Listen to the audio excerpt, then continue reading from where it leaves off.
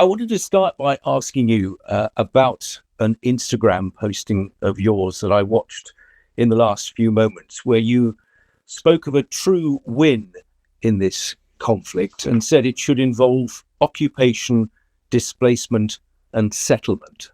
What do you mean? I mean justice. What I mean is very simple. Justice. The land of Israel belong to the people of Israel, only to the people of Israel. And as long as the Arab occupation of parts of our land will continue, they will not stop until they get a good appetite and will wish for more. But when you say displacement, what are you saying should happen to the people who live on those lands now? And by those people, I'm referring to the Palestinian people. You're referring to who? The Palestinian people. I think we should start talking the truth. There is no Palestinian people. There is an Arab nation, which I respect as any other human being. But by using false names and creating false reality, we're not going to achieve any solution. Definitely not a solution of peace. A little history lesson will show you immediately that there is no Palestinian nation. Where were those Palestinians in before the 1967 war, the 6-Day War? Did they ask for a Palestinian state in Judea and Samaria and Gaza when those territories were controlled by Arab countries, by Jordan and Egypt? No, they're asking for the last square inch of where is there a Jewish sovereignty at that moment. So this whole invention of Palestinian nation is a weapon in order to destroy the Jewish sovereignty on their holy land. That's the whole story here. So you will excuse me. You will excuse me if I will not. So I'm asking your, May I ask a question? 1 second. I'm just finishing. So you will excuse me if I will not compromise with this language that represents the biggest lie in the 20th century. There is no Palestinian nation. Okay, you have made that point and people will have heard it, and you know only too well that a lot of people listening to that will hugely run counter to what you have just said. I wanted to ask you about international law and the view it has of the situation we're currently describing. All Israeli settlements are illegal under international law as they violate Article 49 of the Fourth Geneva Convention, which Israel ratified. And settlement expansion plans, and we're seeing more of those at the moment, are often used as a way to consolidate Israel's annexation of occupied territory, and that contravenes Article 2.4 of the UN Charter. How do you respond to that specifically in the light of what you've just said? I will respond to everything you said, but I hope you'll give me the time to explain, because my English is not so great as yours. So please give me the time. First of all, the fact that huge majority will not agree with what I said about the existence of Palestinian nation does not mean it is not true. Truth and false is not about democracy. It's about it's important on the international stage. It's about reality. Okay, so I'm talking about facts over here, and not about majority or minority. Okay, that's first of all. I'm saying the truth. I'm connected to the true the true one and only reality and history that there is. But this is my obligation. It's my obligation in this position to point out that what. No, that's very well. I'm not angry at that. No, I accept that, but I just wanted to make that point because that's clearly my job and what I'm here to do. Definitely, that's definitely fine. I'm just saying that the argument that I'm wrong because they're the majority that will not agree with me is not realistic. Is not a factor in for my understanding what's right and what's wrong. If you're right, you're right. Even if most of the people do not agree with you, and you can go back to the story of the emperor in new clothes. Everybody thought that the king is well dressed. Okay, but the one kid who said that the king is naked was obviously the right was connected to reality. So if I need to be that little boy who says the king is naked, I will. Okay, that's first of all. Now about your second point that you made about the international law. Okay, for very strange reason, this international law is not so bothered about what the Hamas did at the 7th of October. It's absolutely condemned it in every way possible. Oh no, that's not true. Now you're not saying the truth. The UN, okay, and the UN organization doing whatever they can in order to run away from that condemning. If they do it only after pressure and after and when they have no other, with half of their mouth and so on. So I definitely don't agree with what you said right now. Now, I'll give you another example. How much is the international law dealing with a horrific thing that happened in Syria, in North Korea, in Russia, in China? You see that from some reason the international law is used specifically in much bigger scale against the Jews who trying to resettle their promised land. Right, but I am not asking you about the international law as it applies to Russia or Syria or North Korea. I'm asking you about the international law as it applies to Israel. Why? Because that's why we invited you onto the program. And what I'm trying to say that this is not the reason. But the international law is another, just like the concept of Palestinian. It's a kind of weapon that you use, that you try to use, or language that you try to use because you have an agenda. Where it's comfortable for you, you use it, and when it's not comfortable, you don't use it. Now, it's the law agreed internationally. It's nothing to do with an agenda. It's what countless countries have sat down and agreed upon over many decades of dispute and discussion. Does that count for nothing? And for some reason, to the most horrific thing that happens all over the world, this law do not work. And when the Jews are doing the most moral thing in the world, coming back to their promised land that they never forget for 2,000 years, there's no nation that has a connection to a piece of land stronger than the Jews to the biblical promised land. And you're coming to me with this ridiculous concept of some international law which do not exist, by the way. It's all the difference between the international law and the regular law is that the international law refers only to those nations that, as you said, accept it on themselves. Now, you're right that Israel, unfortunately, accept this ridiculous code on itself, and it should stop doing so. Geneva Convention, which Israel yes, and it should, and what I think that was a terrible mistake of my country. Okay. Fine, you have made that abundantly clear. Can I go back to where I began? Yes. This word displacement. I know you won't accept that these people are Palestinians. For the sake of this question, would you mind at least acknowledging the existence of people who are not Israelis on that land? What should happen to them if your displacement policy is put forward? Okay, right now in Gaza, there are 800,000 Arabs left. Some of whom are starving. Will you listen to me till the end?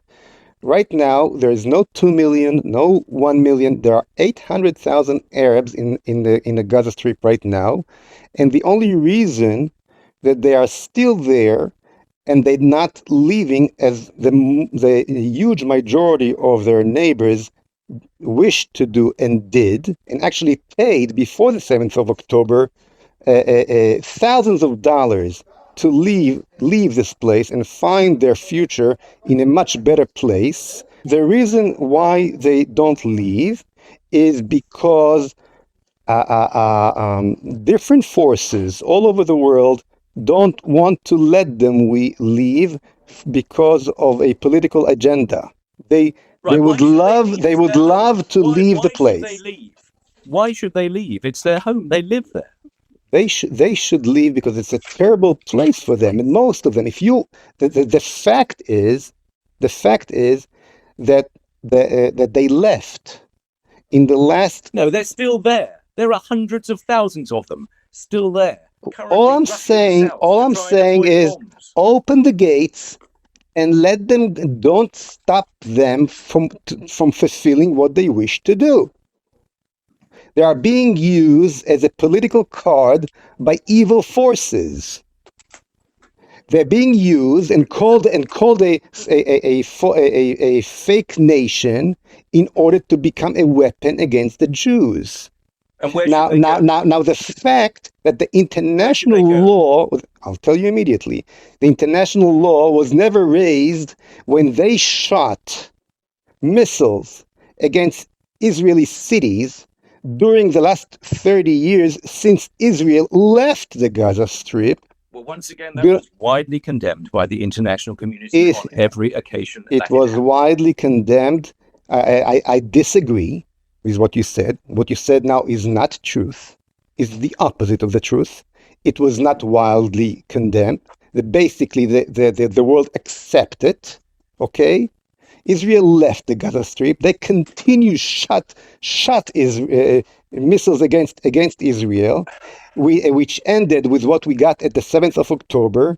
And all this interview right now is about the bad Israelis and not the bad real occupiers that took our land and murder and raped and did what they did at the 7th of October, this is ridiculous. You putting yourself, my dear friend, on the evil side of humanity right now, at the way this interview is happening, because all this interview, and you cannot say it's not, it's about how bad the Israelis are, and how difficult it is for them.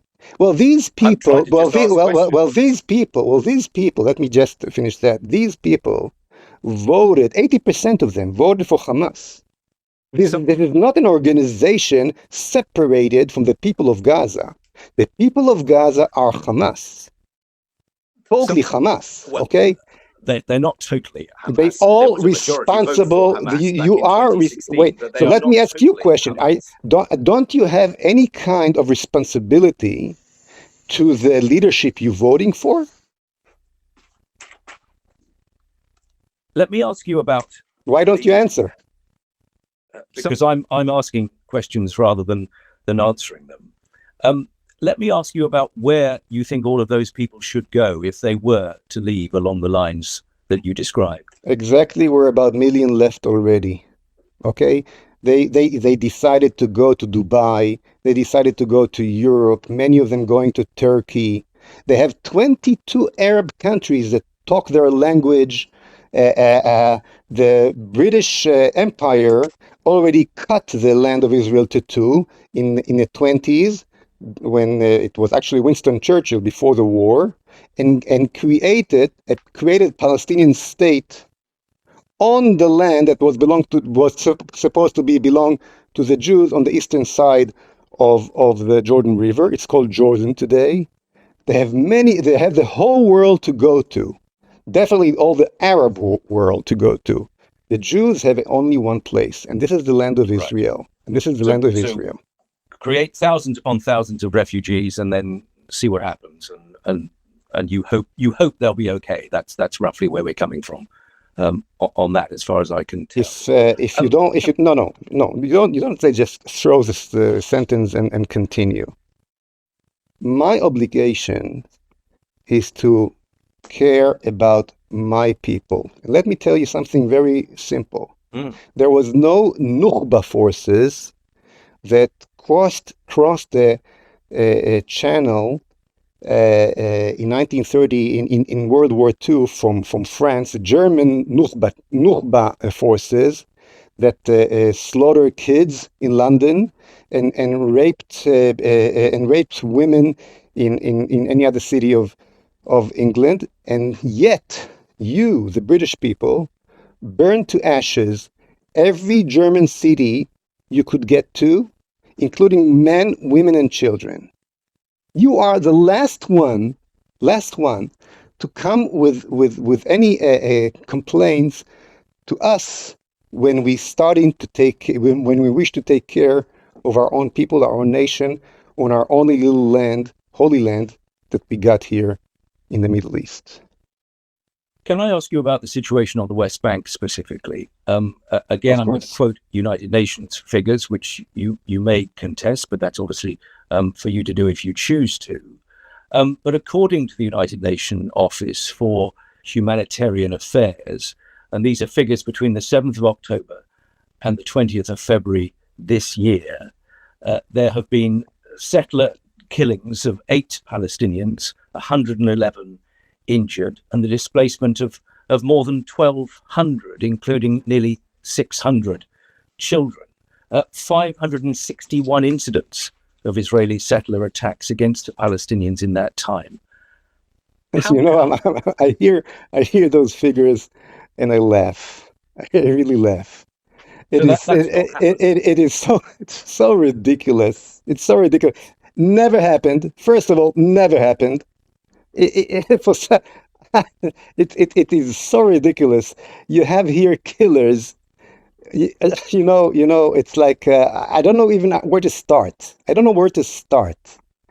I mean, look, if a raper catching a woman and she's screaming and yelling and she's biting his finger, okay, and then you say she was violent. This is what you do right now. This is what you do right now with these questions. Let me put the figure to you. The figures. Why should you lie again? Why should you lie again? Yes, you are. You're lying to your people. Listen, I live here. No, but the United Nations, that you're quoting, basically are on the evil side today. You're helping the terror. You're helping terror. You can quote for today. Look. There must be a realistic base that we are talking and referring to. The United Nations is not a realistic base. The United Nations is more part of a terror organization today. What are you talking about? Well, the murder, listen to me, good mister. The terrorists coming from the Arab side, the attackers, the killers, the slaughters, what are you talking about? What are you talking about? I live here. I see what happens here. Look, I'm willing to answer all your questions, but if you're putting a big lie like that on the table as a fact, there's nothing to discuss. I attributed it to the United Nations, who say that 503 Palestinians have been killed in the West Bank. I'm sorry for using this language. This is the biggest bullshit I heard for so many times, so long that I cannot even refer to it. Okay, the situation here is exactly the opposite. Exactly the opposite. Now, if you want to live in dreams which fits your imaginations, fine, go ahead. I'm telling you that the situation is 100%, 180 degrees opposite. The Arabs are killing the Jews, and not the opposite as they're trying to show it. Okay, that's the situation. Now, please ask me questions and about the true reality and not about the false reality.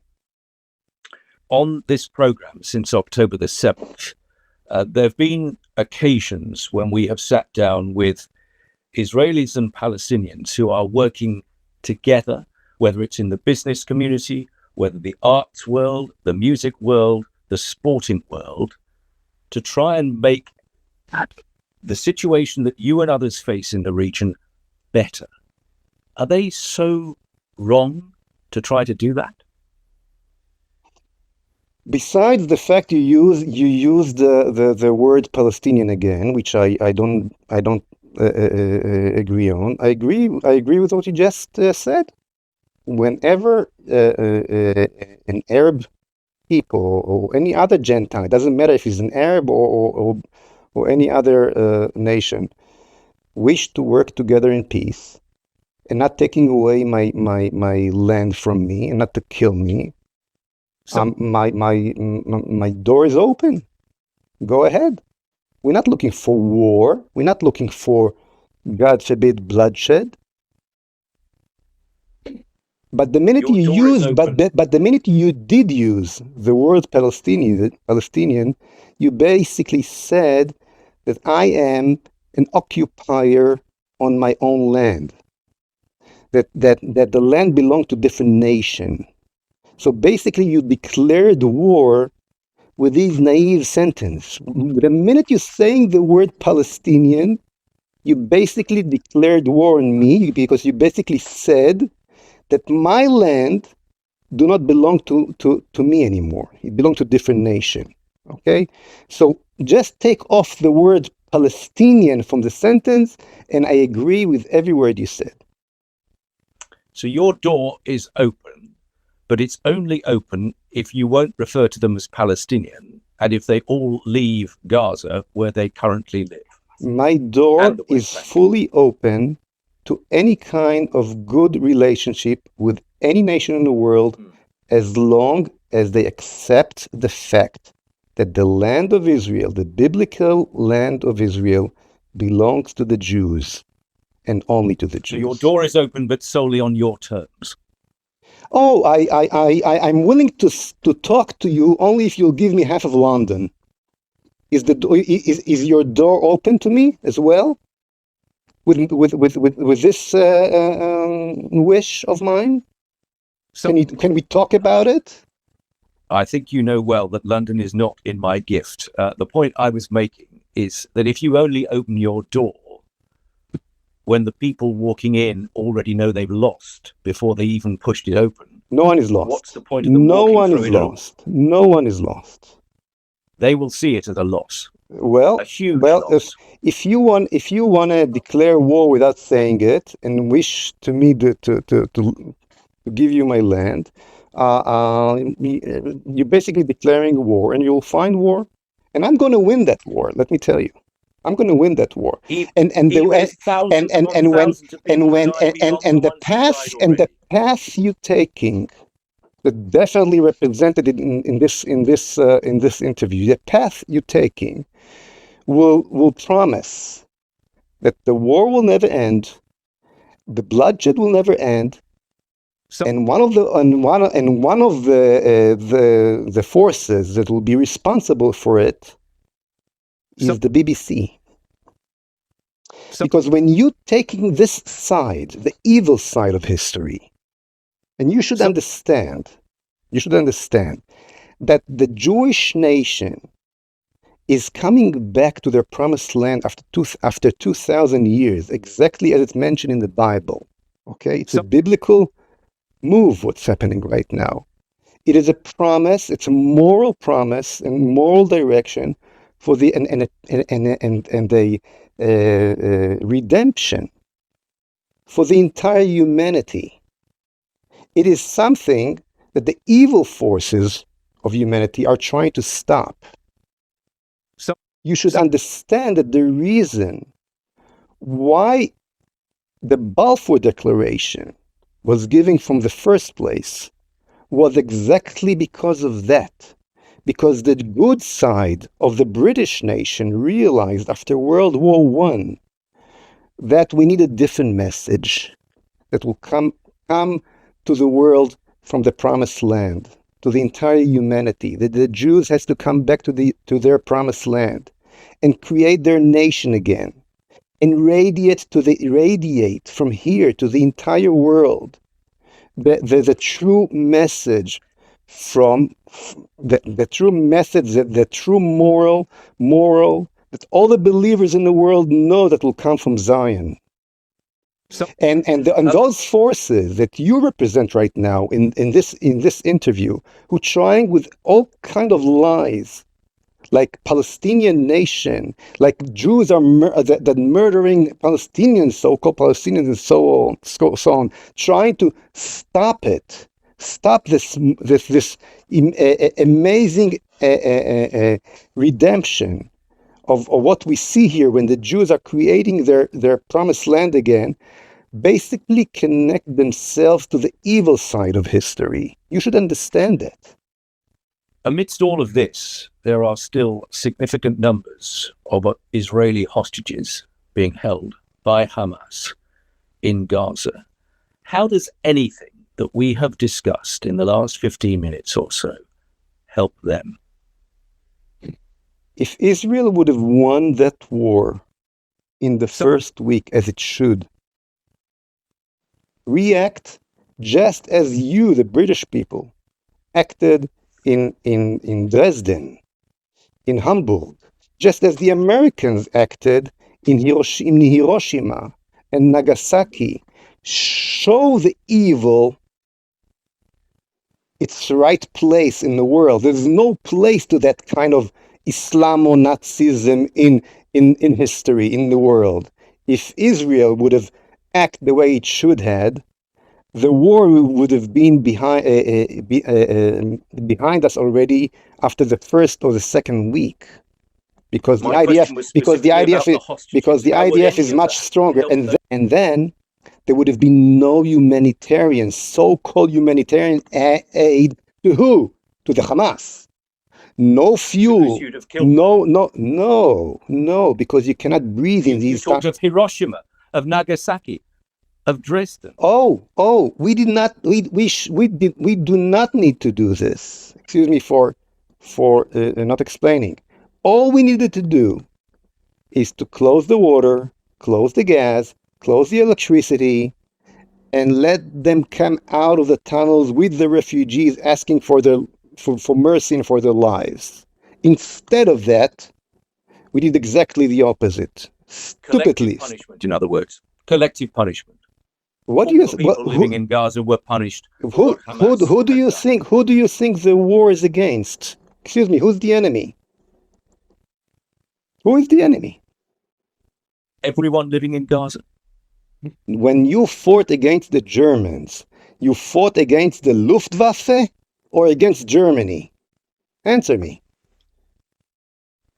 If Churchill, if your prime minister in World War II, when you were attacked by the German Luftwaffe, would tell the British people, we have a war against the Luftwaffe, who would have won the war? You or the Germans? Answer me. On one hand, you're telling me that they are a nation. On the other hand, and on the other hand, when this so-called nation voting by huge amount of 80% for Hamas, you're saying no, they're not Hamas. They're good people. There are some organic aliens that came from Mars named Hamas, and the problem is with them, not with the poor people of Gaza. You understand the problem. I'll tell you two things. First of all, the way to release them, I told you already. Okay? And yes, the war is against every human being that voted for Hamas, that made Hamas his leadership. The war is against the people of Gaza. That's the war. The fact that we're talking about Hamas is another kind of lie, and that's why the war never ends. This is first of all. Now, in wider scale, a true leader of Israel should think about the hostages of next year. You know why we got all these hostages? Because we released terrorists in all kind of deals before, including Sinwar himself, who sat in Israeli prison. So sometimes leaders have to think of the interest of the entire nation and not only of the individual, and this way they saving lives in the future. So your answer lays between these two corners. Okay. I think we'll draw the conversation to a close. Thank you so much for your time. You're very welcome. Thank you. Appreciate it. Bye. I wish you well. Take care. Thank you. Bye-bye.